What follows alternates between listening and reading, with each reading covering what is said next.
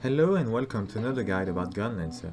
This video will showcase some basics about Gunlancer as well as level 50 builds. But before we start, I want to mention that there is a written version of this guide.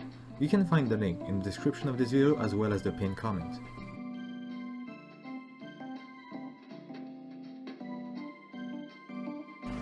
I'd like to start this video by clarifying something. Gunlancer is not a traditional tank. Rather, Gunlancer is an incredibly tanky damage dealer with support skills. While most classes in most ARK will avoid damage to survive, Gunlancer has many tools available to instead soak the damage safely. Although it has a taunt through Shout of Hatred, you can only hold aggro for 5 seconds, and it doesn't work on every boss, which means that there is no such thing as tank and spank in Lost ARK. Due to not being able to heal teammates, you cannot consider Gunlancer to be a full support like Bard or Paladin. However, it has support skills through different team-wide shields, which are Elijah's Energy, Battlefield Shield and Awakening One, as well as a team-wide cleanse. It is nonetheless a class that is very appreciated in any party due to having the highest stagger damage in the game, and works in parties without supports because it can somewhat fill in the shoes of a Bard or a Paladin if you can't find one.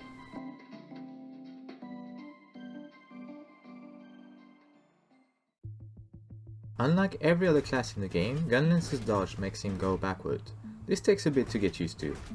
To move in the direction that you want, you will have to flick your mouse in the opposite direction right before using Backstep. The upside is that Gunlancer has the lowest cooldown of all dodges, meaning he can face things through hard CCs more often than others.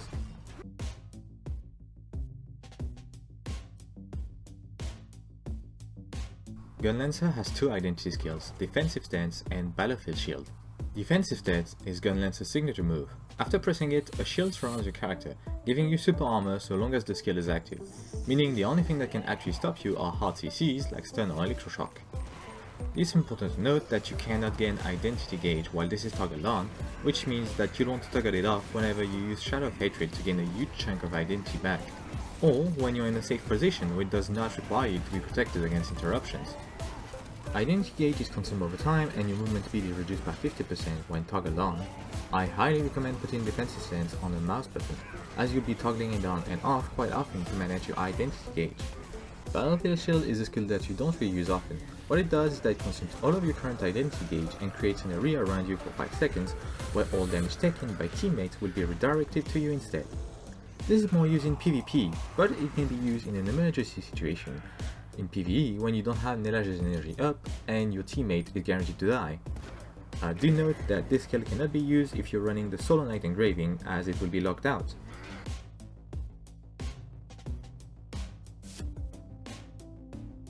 Let's talk about class engravings. Gunlancer has two main playstyles that come from his two different class engravings. These playstyles are nicknamed Red and Blue by the community because of the color of the skills used. The Solo Knight Engraving, also called the Red build, focuses on critical and swiftness stats with a 6:4 ratio. Its gameplay is based on burst damage through long cooldown skills while having a weaker defensive stance. The main engravings you should focus on are Supercharge level 3, Grudge level 3, Solo Knight level 3 in that order. Then, the next best engravings you can get are Master Brawler, Keen Blunt Weapon, Cursed Doll and Spirit Absorption, as well as one level of Combat Readiness if you can fit it in. The advantage this build has over the blue build is that it has the most stagger damage in the game, as well as native part break, meaning breaking boss parts as well as stunning bosses by depleting their stamina becomes extremely easy. The Combat Readiness Engraving, also called blue build, focuses on specialty and critical stats with an 8:2 ratio. Its gameplay is based on consistent damage through fast hitting skills with medium cooldowns, while having a stronger defensive stance. The main engravings you should focus on are Grudge level 3, Combat Readiness level 1 and Barricade level 3 in that order. Then, the next best engravings you can get are Stabilized Status, Cursed Doll, Spirit Absorption and Adrenaline. The advantage this build has over the red build is that you're basically immortal, meaning you can consistently stick to the boss monster without worrying of ever dying. Your skills also almost all have some kind of mobility, unlike red build.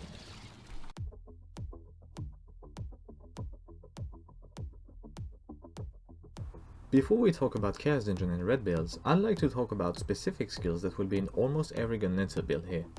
Elijah's Energy is an incredible buff, party-wide minus 75% damage taken, and a 30% shield based on your health for 6 seconds, which means that if you have 100k HP, Your teammates will all have 30k HP shield on top of minus 10 to 5% damage taken. Needless to say, nobody's dying after this skill goes off. It's an incredible lifesaver, potentially preventing wipes. Another great thing about this skill is that you can switch the second tripod to Peripheral Cry, which will cleanse one status effect at the cost of only having a minus 25% damage taken buff. Particularly handy in specific fights where having too many stacks of a negative status can mean death. Shadow of Hatred is Gunlancer's taunt skill. An enemy hit by this skill will be forced to attack the Gunlancer for 5 seconds, and after that duration, the enemy will be immune to being taunted for 40 to 45 seconds, and then switch targets. A successfully provoked enemy has an angry dark cloud above its head. Some specific raid bosses may not be affected by taunts at all, or may have phases or attacks that make them immune to being taunted. Taunting can interrupt an attack completely, as in, if you taunt a boss while he's in the middle of doing an attack, he will stop completely and look at you instead. This lets you make bosses more stationary, for example by interrupting an attack that makes them charge across the map, which means more uptime for everyone and your squishier teammates get to live longer. Even in cases where you can't interrupt an attack, Shadow of Hatred still has incredible value thanks to the final tripod.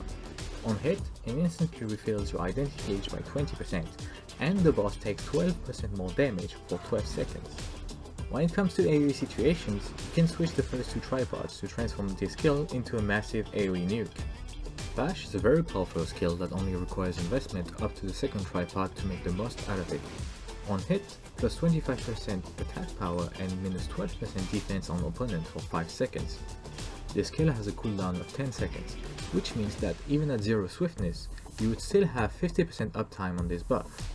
This skill is particularly effective against bosses, but don't look down on it in AoE situations either, especially Q, where you can have some very tanky elites or bosses spawning after a crowd of enemies. Although Dash Upper Fire is not a skill used in AoE situation, it is an incredibly important skill in raids due to its counter property. When a boss glows blue, you can hit them with Dash Upper Fire to instantly stun them for a short duration. It also has a similar attack power buff to Bash, although weaker.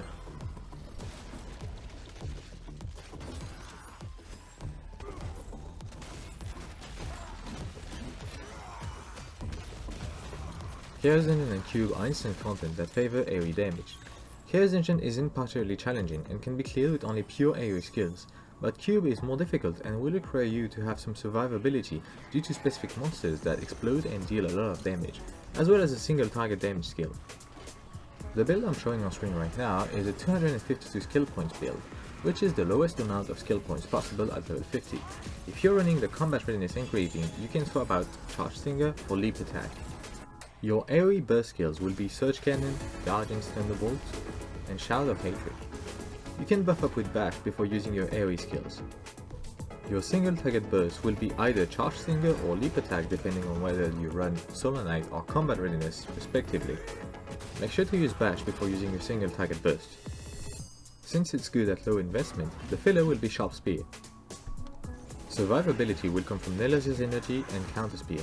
Use Nelazir to save your teammates and use Counter Spear to save yourself. When you get to 284 skill points, you should immediately upgrade Shadow of Hatred with the final tripod. Then, at 312 skill points, you can upgrade the Failure skill to its final tripod. Raids are instant content that favor single target damage. In Raid, your build changes drastically depending on if you're using the Solo Knight Engraving or the Combat Readiness Engraving. Let's start with the Solo Knight build.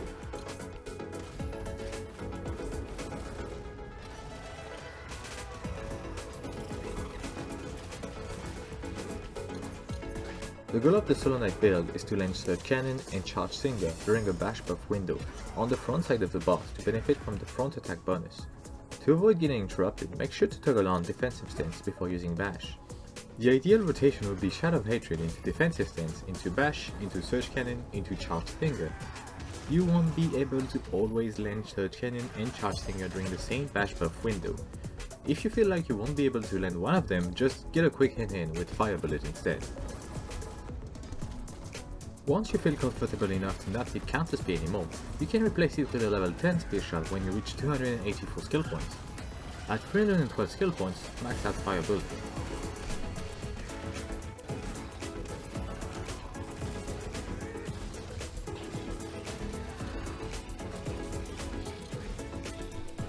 The combat readiness build does not need to land front attacks to maximize its damage, so the positioning is not as strict as red build. You also don't need counter spear at all since your defensive stance is very strong with this engraving. The idea is still the same though, you want to land your hard hitting skills during the bash buff window. The ideal rotation is Shadow of Hatred to defensive stance, into bash, into Guardian's Thunderbolt, into shield bash, into shield charge. Leap attack is unfortunately too slow to fit in the bash buff window. At 284 skill points, get the final tripod of shield bash. Then, at 312 skill points, get the final tripod of leap attack.